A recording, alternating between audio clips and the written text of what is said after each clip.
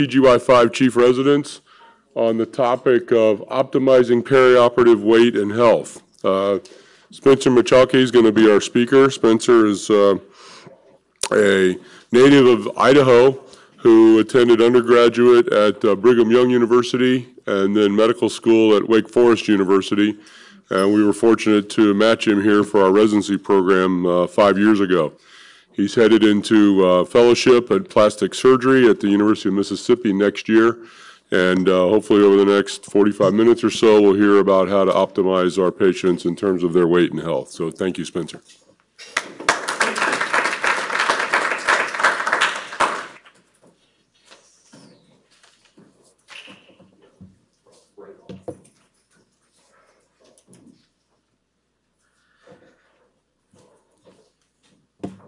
Well, I'm following my wife's advice and trying to picture you all naked, but don't know if that was exactly the best advice for her to give.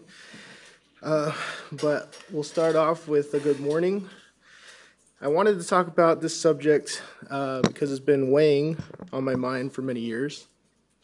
I hope that you can learn something from it, as I have learned quite a lot in researching and preparing for this. We'll start with a clinical scenario. This patient comes to your surgery clinic. She's a 54-year-old woman with a past surgical history, significant for hysterectomy, and then she developed a ventral hernia, and this was laparoscopically repaired with mesh, and now she has a recurrence. It's a large hernia. You can't palpate it on exam because she's obese. Her BMI is 49, but you can see on the CT scan that it's large and incarcerated. Also, she happens to have the comorbidities of hypertension, diabetes, hyperlipidemia, and constipation. She's pretty much your typical patient that comes into your general surgery A clinic.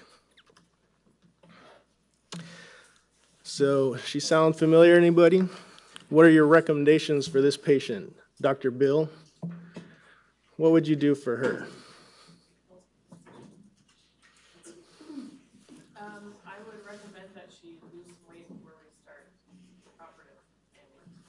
Right, so that's pretty much the party line.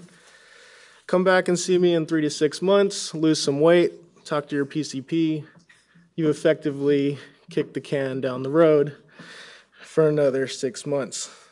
This is the scene from clinic, the chief resident's in the corner, hands in the air, happy that he doesn't have to operate on this patient. If Dr. Stewart were tweeting from his clinic, at UT Health, delaying hernia operation due to obesity, hashtag bullet dodged, hashtag I love surgery, hashtag Trauma Bahamas. But we're not alone here. Surgeons are increasingly recognizing that obesity is a concern for complications of therapy, especially with ventral hernia repairs. In a 2012 survey, 43% of elective ventral hernia cases that could have an operation did not have an operation, and the contraindication for that specifically was morbid obesity. From my time here and in North Carolina in med school, I've had an interest in this subject of obesity in general. And one, if there's anything that we as surgeons could do to help patients become healthier and obtain good results surgically, and two, do our part, is there anything that we can do to aid in the overall treatment of obesity? In the simplest definition, obesity is defined as a body mass index of greater than 30. It's found by dividing a patient's height by their weight in meters squared, or excuse me, their height, or their weight by their height in meters squared. If your BMI falls between 18.5 to 25, you're considered normal. If it's 25 to 30, you're overweight, and if you're over 30, you're obese. Obesity itself is then further subdivided into many categories. Once you hit a BMI of 35 to 40, that's probably our San Antonio 1. A BMI of 40 or higher puts you into scarier terms, such as extreme or morbid. There's even super obesity. And then if you reach the BMI of 60, which I have seen here, you're considered super obese. BMI, is not a perfect correlation with the measure of body fatness. You can be fooled by the portly weightlifter. However, it does correlate very well with other measures of body fatness to skin fold thickness measurements, bioelectrical impedance, underwater weighing, DEXA scans, and it correlates very well with adverse health outcomes consistent with other measures of body fatness. Currently, over a third of the adults in the United States are obese. 70% of adults are considered to be either overweight or obese. And this trend has only been increasing over time. Starting in 2011 with reported incidence of obesity, we can see that there's some states that are below the 20% threshold. I don't know exactly what happened between 2011 and 2012 here. For some reason, Texas actually lost some obese patients. But if you look closely, I think what happened is all the X's moved to Texas. And you only get that joke if you're a fan of country and or Western music. As we see, 2013, 2014, 2015, overall obesity percentage across the United States is rising, with no states having less than 20% of the population being obese. If you look just at subsets of populations, in 2015, the Hispanic population had quite a large percentage of obese patients, and the African American population, more than half the states have 35% or more of their population to be considered obese. Prevalence is only rising, as well as incidence. If you look at the grades of obesity over the last 10 years or so, each grade is increasing in the amount of prevalence and incidence that is coming to pass. So why should this matter to you or me as a physician? Well, as I mentioned, a third of our patients are obese, or a third of adults. Probably more than a third of our patients are obese. And along with that obesity comes related diseases, amongst which are some of the leading preventable causes of death, to include diabetes, hypertension, hyperlipidemia, heart disease, and cancer. The fabulous five make up the metabolic syndrome: bigger waist, elevated triglycerides, dyslipidemia, hypertension, and diabetes. 40% of adults over the age of 60 have the metabolic syndrome, and 85% of diabetics have the metabolic syndrome. And this all puts you at an increased risk of death. And it's an independent risk factor for mortality. This study, published in the New England Journal of Medicine in 2010, compared the association only of BMI to death, all-cause death. They took a pooled data of 19 prospective studies looking at 1.46 million white adults, and they found that if you're overweight or obese, you have a much higher chance of dying. Interestingly, patients who had never smoked or were considered to be healthy, having no cancer or heart disease at baseline, were at increased risk of dying compared to people that had smoked. You can also see that on the low end of the spectrum, so if you fall outside of your normal BMI range and you're underweight, this also brings with it an increased risk of death. Looking at total costs, not only does the United States spend the most on healthcare compared to GDP as any other country in the world, but an estimated 20% of that healthcare cost is directly related to obesity. The direct medical cost of obesity in 2009 put the cost at $152 billion.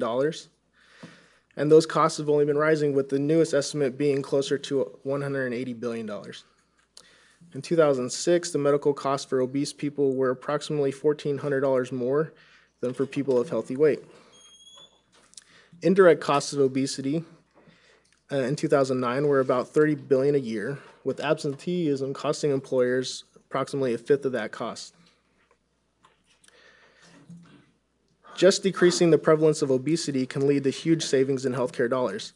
A 20-year plan to pay off the federal deficit would benefit significantly just from focusing on helping people to lose weight. So some of you might be asking, why should this matter to me as a surgeon? Isn't this a primary care issue? I mean, don't we usually tell them to lose 20 or 30 pounds, talk to their primary care doctor to manage their comorbidities, and then come back to see us?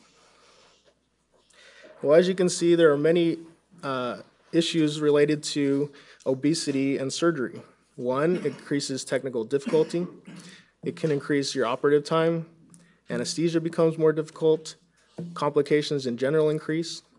Looking just at general surgery and a 30-day postoperative morbidity and mortality, there's a higher prevalence of heart attack, peripheral nerve injury, wound infection, which is a higher need for blood transfusions. There's increase in nosocomial infections. There's a higher chance of death just from having an operation. Morbidly obese patients have higher mortality rate compared to non-obese patients. They have a higher prevalence of being reintubated and having a cardiac arrest, as mentioned. For every point over a BMI of 26, there's an odds ratio increase of 1.08 for impaired or at-risk wound complication. If you look directly at ventral hernias, they're increasing from obesity. We see all these trocar site hernias coming back, so even minimally invasive surgery is not relieved from this issue. And in laparoscopic ventral incisional hernia repairs, patients with a BMI greater than 40 had a 4-time greater chance of having their hernia come back. If you look at the costs directly associated with a ventral hernia repair and comorbidities, this study came out of Carolinas Medical Center, and they looked at preventable comorbidities, namely obesity, diabetes, and tobacco. And they wanted to see, one, if this affected the costs of patients, and if they had any complications, what those costs would be. They found that, irregardless of whether or not patients had complications, just having 2 or more preventable comorbidities increased their length of stay in-house. They also found that they had a higher incidence of wound dehiscence.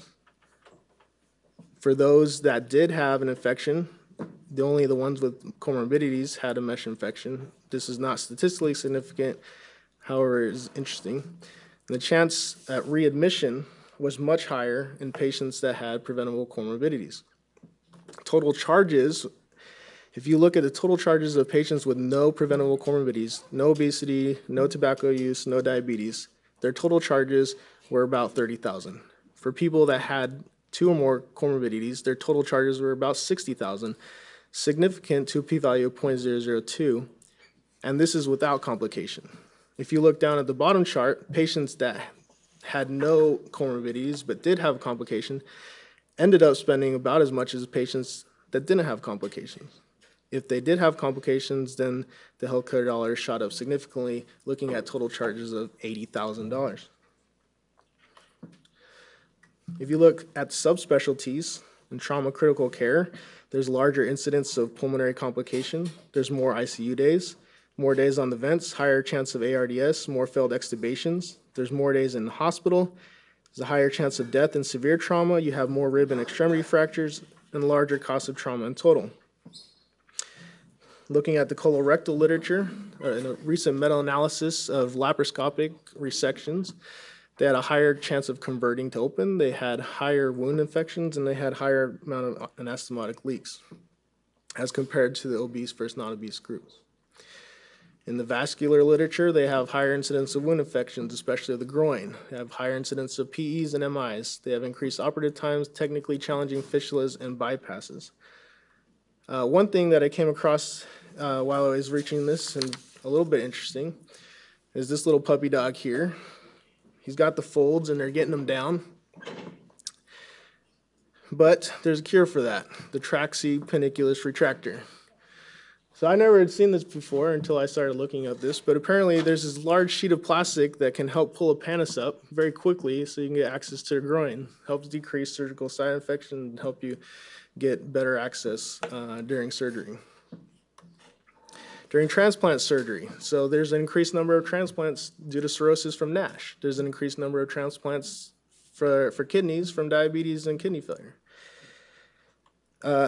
Additionally, it's an independent risk factor, obesity is, for delayed graft function, acute rejection, graft failure, and kidney transplants. It's been proposed that higher levels of adipose tissue may promote inflammation and that this may have an influence on graft survival. If you look at the surgical oncology literature, partial mastectomy have higher infection rates with more obese patients. Diet and obesity have been closely linked to several cancers and could be part of prevention and therapy. This is a list of established or suspected obesity-related cancers, and diet is estimated to contribute to cancer up to 60% of the time, at the least 35% of the time. And even if this 35% of the time is the low end or the right amount, it's a high amount of avoidable risk and should be addressed just as much as tobacco use. The future isn't looking very bright. Obesity trends in children and adolescents are rising, and the pediatric surgeons aren't missing out on the obesity issue either. So maybe you're like me and you're starting to see this as a problem. The majority of our patients in clinic are obese. Many have already hit morbid obesity. A skinny gallbladder patient is an anomaly. We comment on how nice it is to have a skinny appendectomy. We marvel at cases where we aren't wading through a sea of yellow. Well, the good news is that even if you lose 5 to 10% of your current weight, I'm not saying even get to a BMI that's normal, I'm saying lose some weight, and you maintain that weight loss for a year, it's known to ameliorate many comorbidities. However, weight maintenance comes with lifestyle modification and requires long-term support to reinforce a diet, physical activity, and behavioral change. I personally believe and propose that reinforcement of weight loss and offering material and referral should be a part of every patient encounter in your surgical practice, similar to smoking cessation. I would be remiss not to talk about surgical weight loss. Many of you surgeons may be thinking, well, isn't there a surgery for that obesity problem? Why can't we just do that? To qualify for bariatric surgery, you need to have a BMI of 40 or be more than 100 pounds overweight. Or you can have a BMI of 35 and have 2 obesity-related comorbidities. You have to be able to show that you've had serious attempted weight loss in the past through either diets prescribed through a doctor, through exercise, or through other programs. You have to have no physical, medical, emotional, or psychological risk to the surgery.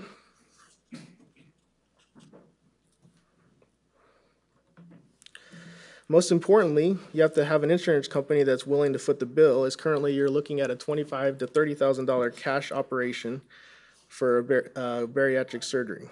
Further, the ACS and American Society for Bariatric Surgery recommends having surgery done at a center with multidisciplinary support, that is a nutritionist, exercise physiologist or specialist, and a mental health professional.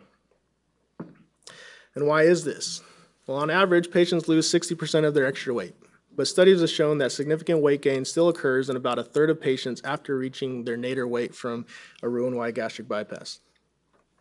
The Mayo Clinic is actually establishing what they're calling a multidisciplinary weight regain clinic.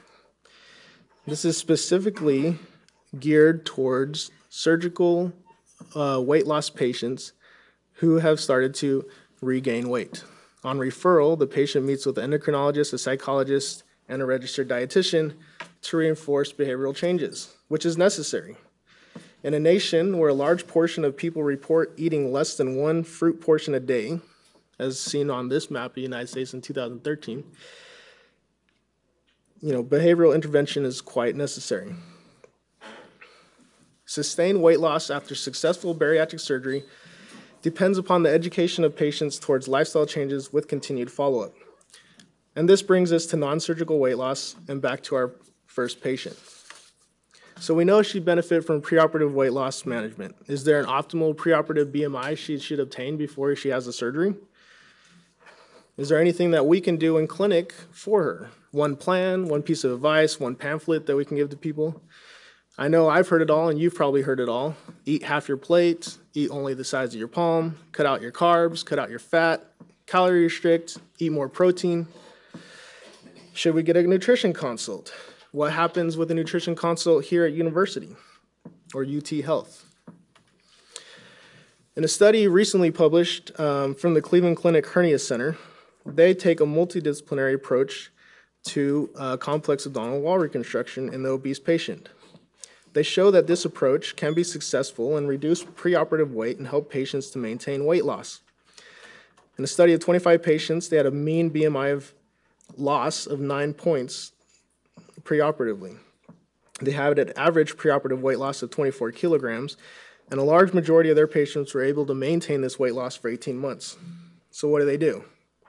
Well, they use a relatively extreme diet. They use what's called the protein-sparing modified fast, which is basically liquid protein calories at less than 800 calories a day, supplemented with a little bit of carbohydrates, vitamins, and minerals. This diet has to be medically monitored, and they refer their patients to a specialist for this, as well as to nutrition specialists. Their average duration of their preoperative program from time of the surgical team seeing the patient to the day of surgery was approximately 17 months, with the shortest time being 6 months and the longest 36. The most important part of their article, however, was found in the body. It states that our group feels strongly that weight loss is an important discussion and teachable moment that can have a major impact for these patients beyond their hernia repairs. However, they found that many surgeons have reservations about, one, how to introduce weight loss discussion in their practice, and so they don't address these common problems. Additionally, in the body, they say this is their plan on how they approach their patients. One, they tell the patients that there's no miracles for their center. They don't work magic. They have the patients take responsibility for their outcomes by imparting a clear understanding of why obesity resulted in a recurrent hernia, why it results in failed repairs, increased infection rates, unacceptable perioperative morbidity. They have the patients set their own goals for weight loss, which are usually about 20 to 30 pounds. And surgery is only offered to these patients who are compliant with their program and meet their tailored goals. What BMI do they strive for? So patient stays on their program until they reach their goal body mass index, which is usually between 25 and 27. So not the normal weights, but overweight range of BMI. If they do have a surgery prior to reaching this BMI goal, but they've met their weight loss goals, they're placed back on the program until they reach that body mass index goal of 25 to 27. And then they offer them at least 5 years of follow-up, and they place them on a long-term maintenance program individualized to basic metabolic needs after they've reached their ideal weight loss. So this further decreases the chance of recurrence. They conclude that as hospital systems and surgical groups are increasingly being measured on quality, it seems like a reasonable investment in medical weight loss specialists to help optimize your surgical patients prior to any elective complex surgeries. And I would submit that this should be with every surgical patient despite elective surgery. For instance, how many times have we seen people in a vascular surgery clinic that we send out and follow up 3 to 6 months later for peripheral vascular disease, peripheral arterial disease, who are obese, who have diabetes? Just offering them the chance to lose weight might help them in the long term, even before you operate on them. So what is the role of the registered dietitian?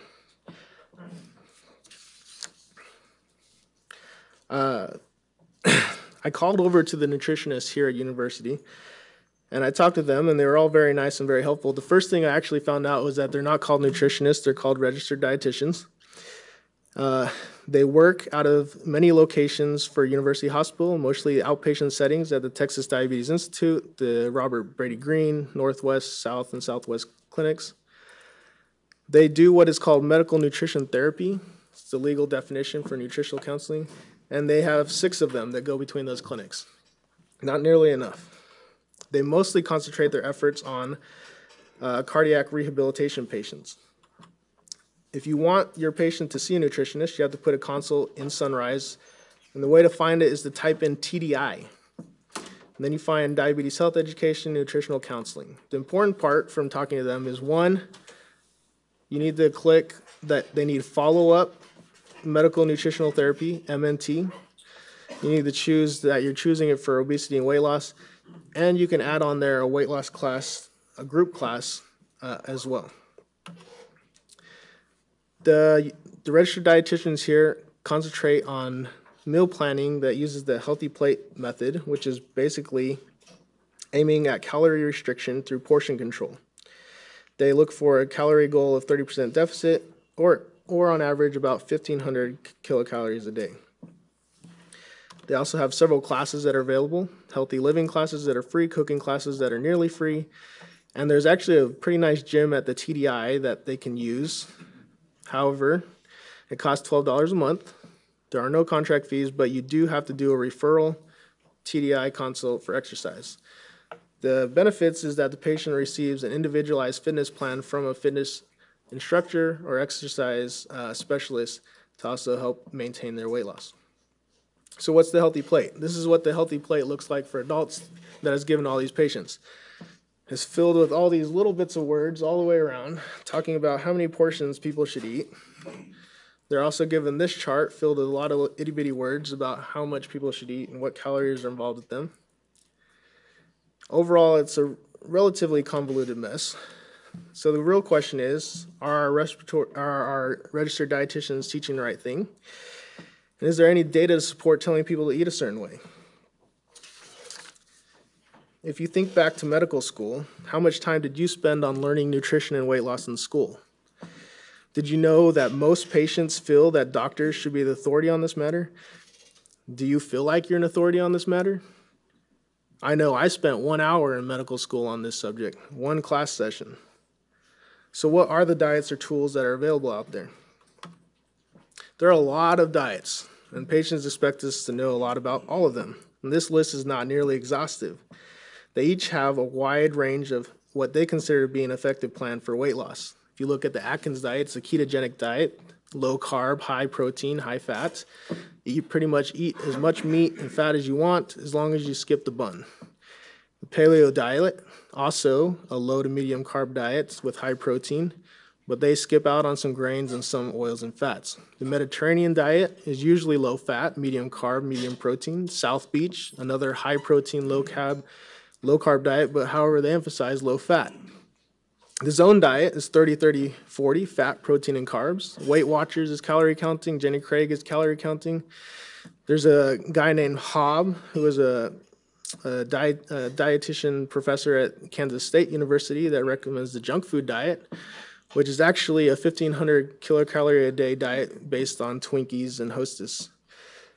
There's the plant-based whole foods diet, high in complex carbohydrates, low fat, and low protein. There's no animal protein in this diet, and decreased processed foods. If we look at current culture as a whole, we see 3 American beliefs about nutrition.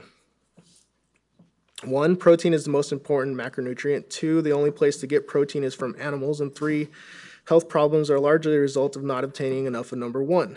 The enigma, or maybe the catch-22 in this, is that people consume animal protein both to lose and to gain weight.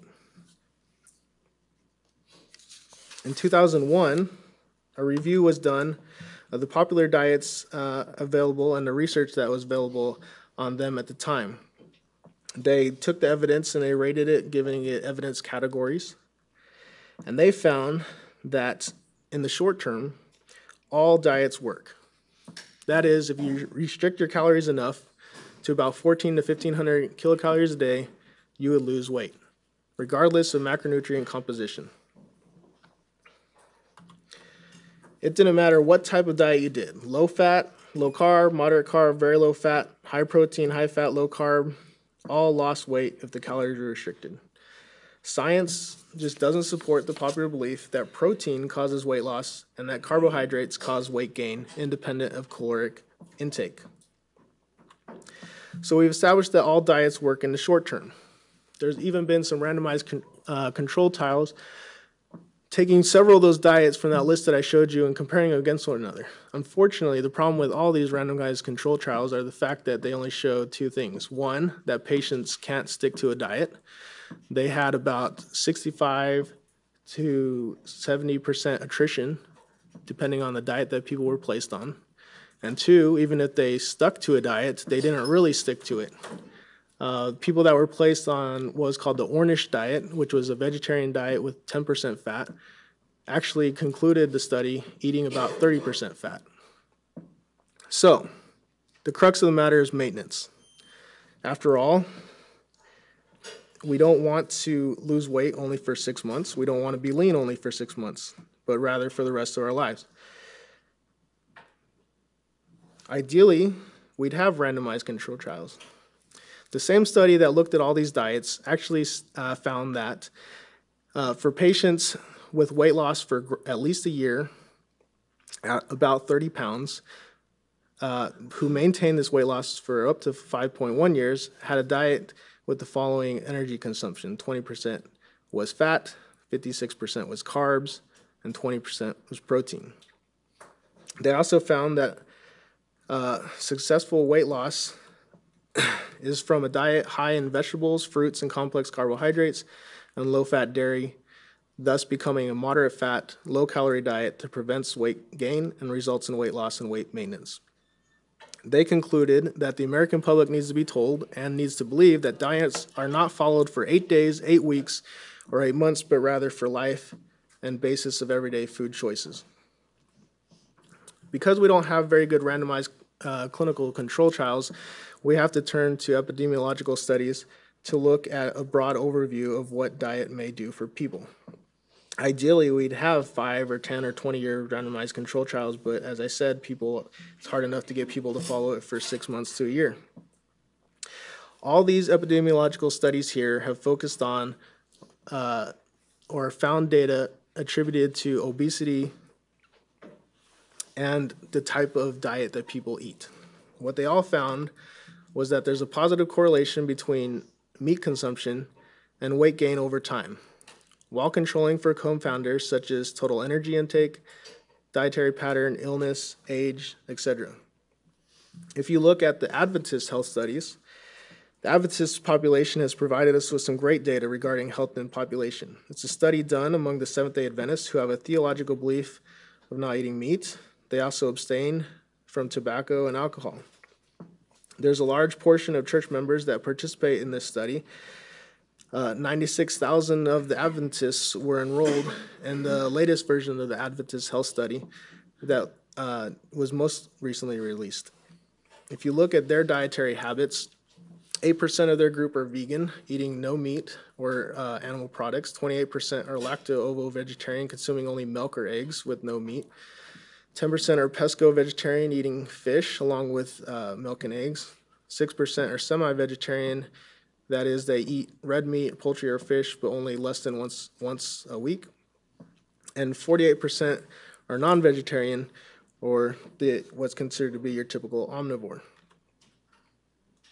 If you look at their study, they find overall that they're better off than the general public at large. So even the people that were omnivores or non-vegetarians, their average BMI was only 28.26. So they didn't even hit the obese range for being omnivores. That being said, if you look and follow the amount of meat consumption that each group had was directly attributed to the amount of BMI, with the only normal range group being the vegan group, falling within a BMI of 23. Additionally, other comorbidities such as diabetes and hypertension fell as the amount of meat in their diet fell as well. More studies have been extracted from this Adventist health population. They found that 55-year-old male and female vegans weigh about 30 pounds less than non-vegetarians of similar height.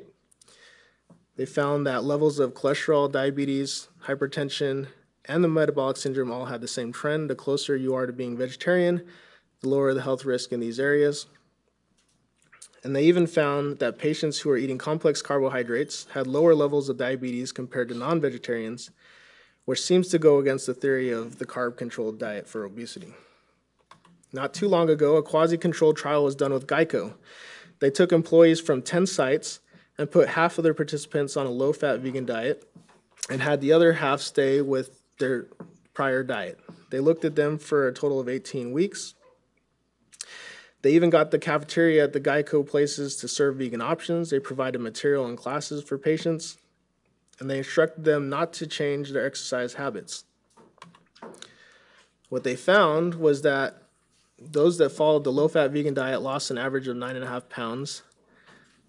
They significantly decreased their total cholesterol levels, and in individuals with diabetes, they decreased their hemoglobin A1C percentage.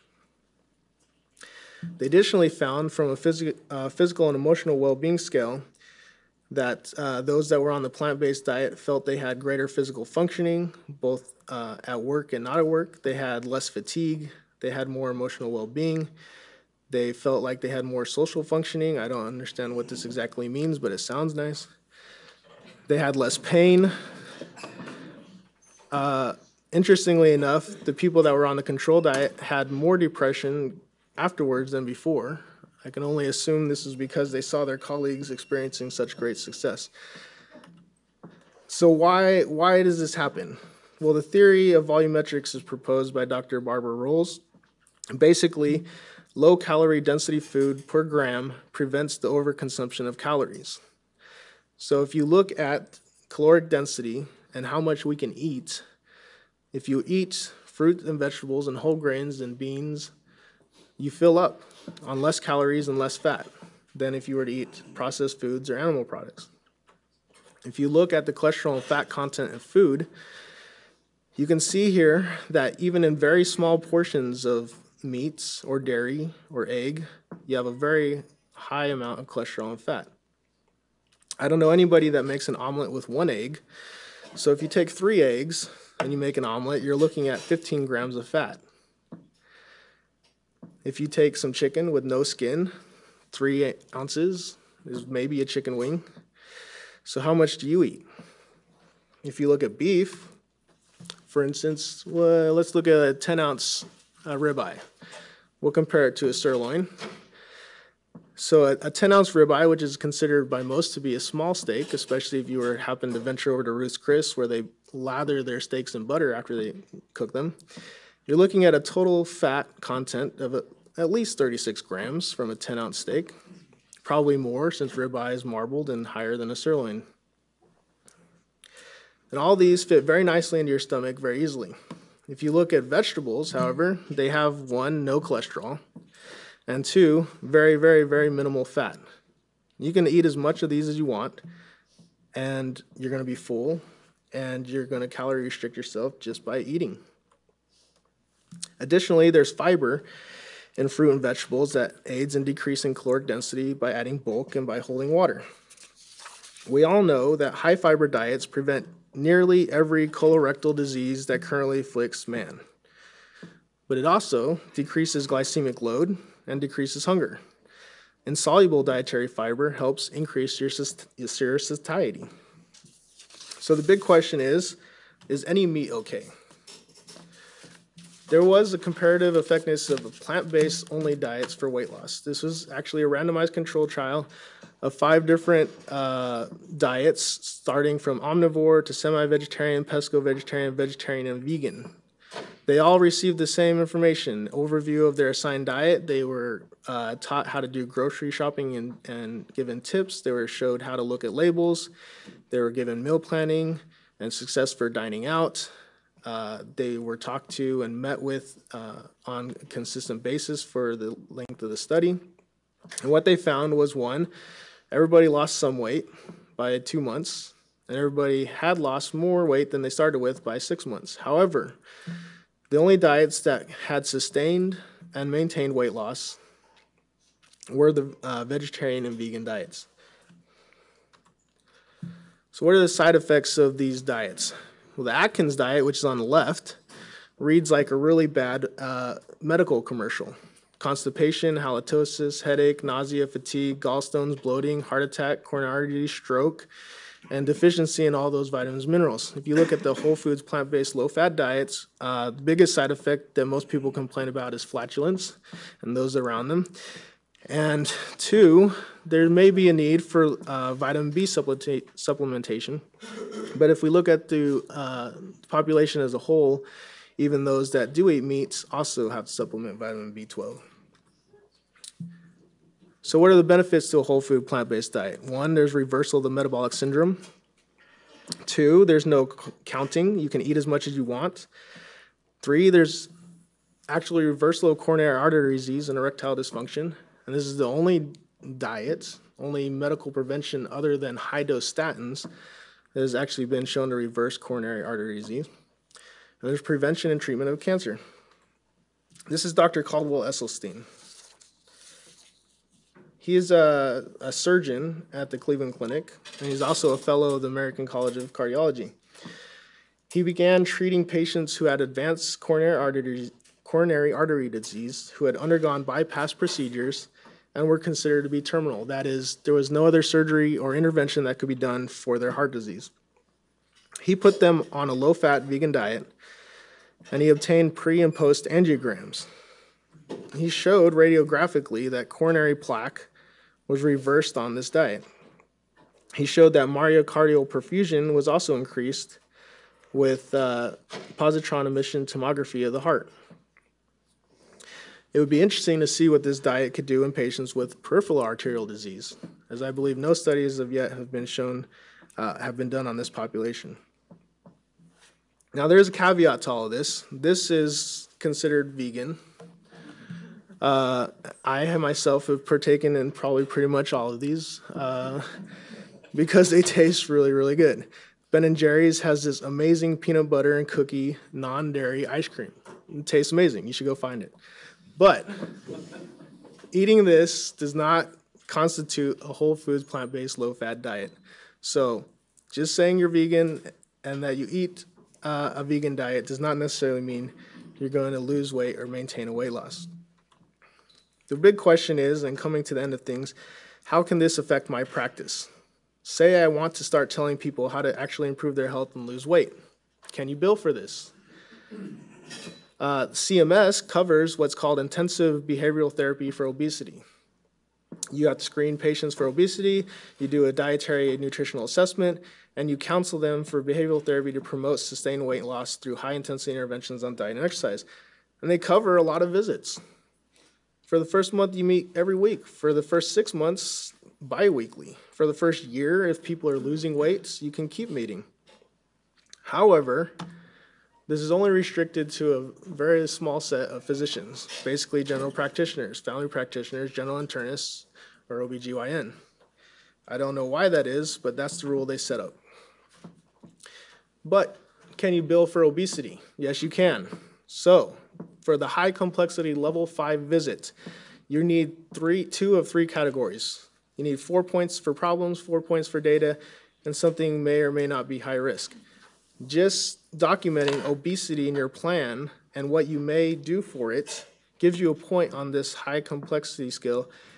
So just looking at our patient, 64-year-old woman with a ventral hernia, 1, having the ventral hernia and a plan gives you 3 points, and 2, having a plan for obesity can give you 1 or 2 points, already fulfilling your data point, your problem point area for high complexity visits.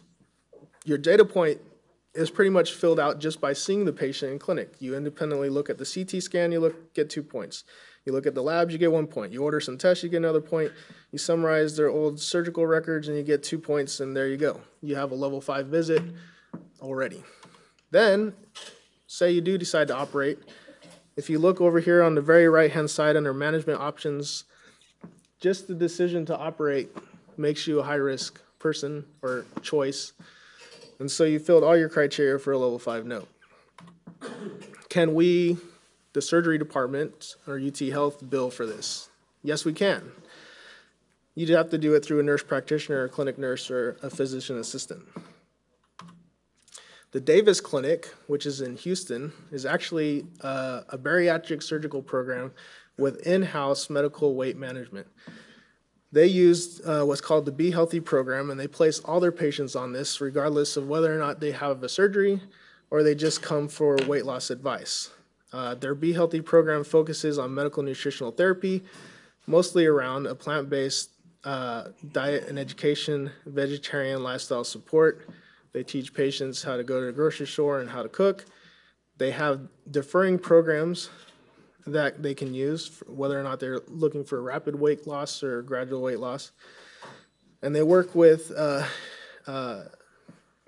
medicine physicians to prescribe weight loss medication.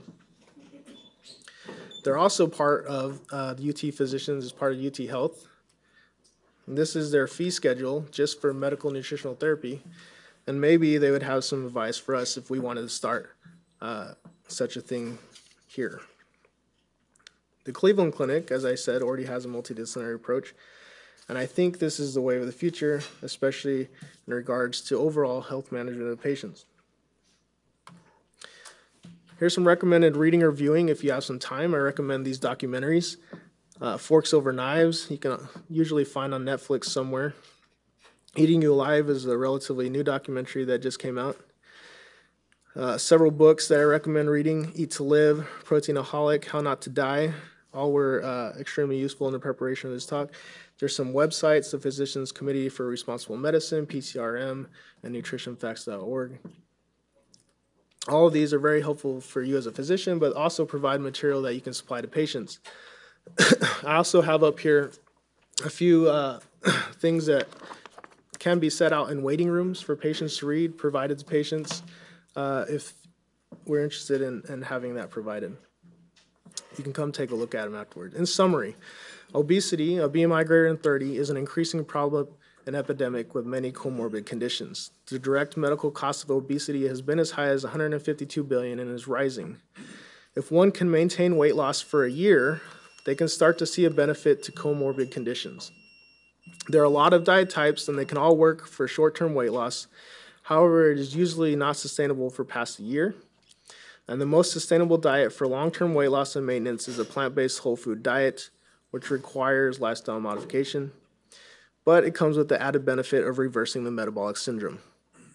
Surgeons play an important part in a multidisciplinary approach to weight loss and should be actively involved in helping patients to lose weight.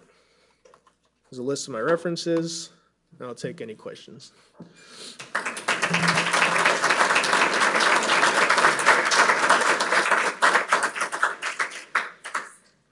Yes. Very nice talk, Spencer. I thought it was very timely. I have one comment and then question. Sure. I was with you on everything until you started making fun of the ribeye. That's my favorite cut, so. It used to be my favorite cut as well.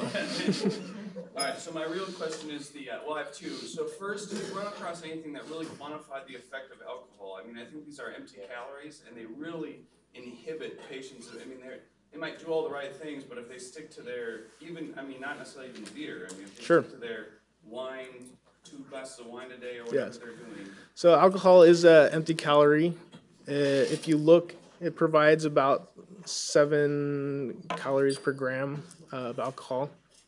And there have been studies that show that decreasing alcohol consumption can also aid in weight loss.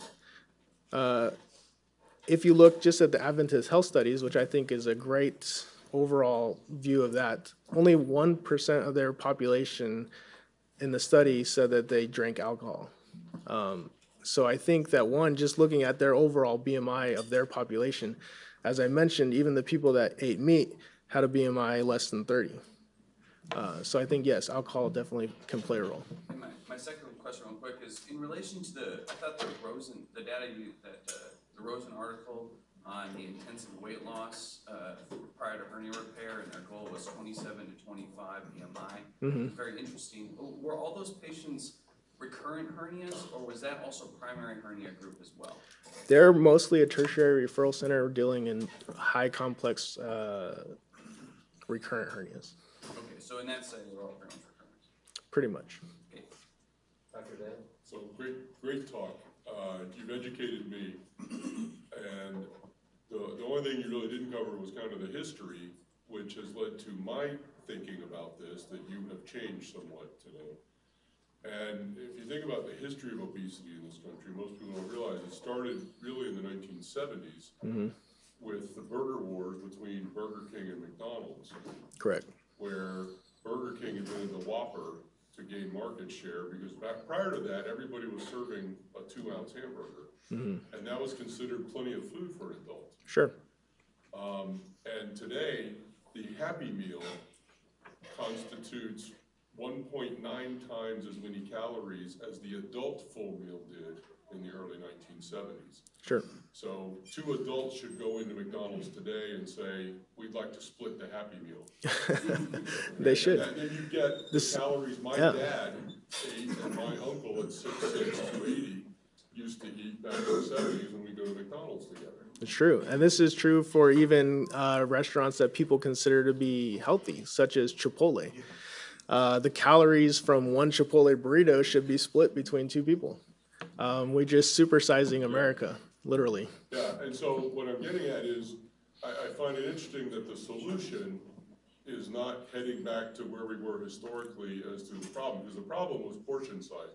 It wasn't that we were all vegan back then when there was no obesity, and